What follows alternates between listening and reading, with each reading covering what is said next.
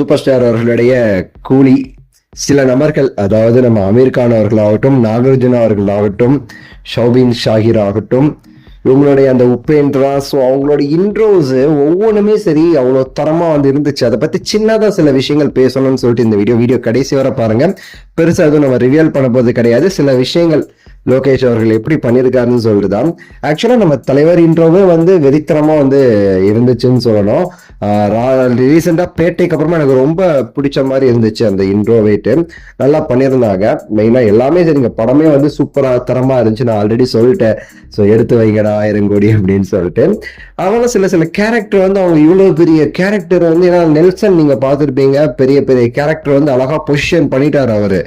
அதே மாதிரி இவர் லோகேஷ் எப்படி பண்ண போறாரு அப்படின்னு சொல்லி நம்ம யோசிச்சுட்டு இருக்கும்போது, ஏன்னா உங்களுக்கு தெரியும் லியோங்கிற படத்துல லோகேஷ் வந்து பெரிய பெரிய கேரக்டர் வந்து அவ்வளோவா காமிக்கலாம், ரொம்ப டல்லா காமிச்சு அந்த கேரக்டருக்குள்ளான அந்த இதுவே கெடுத்திருப்பாரு.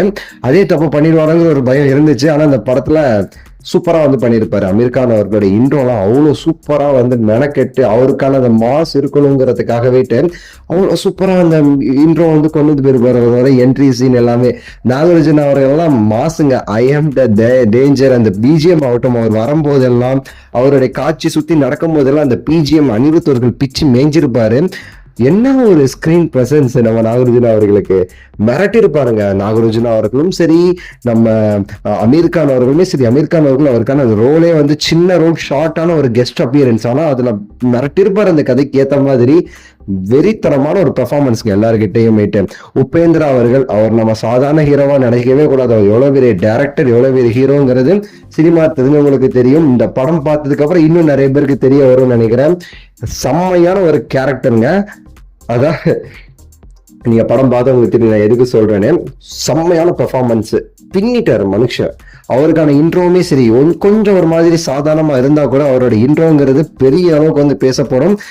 சாதாரணம்லாம் கிடையாது, அதுவுமே வெறித்தனம் தான் சொல்றேன்.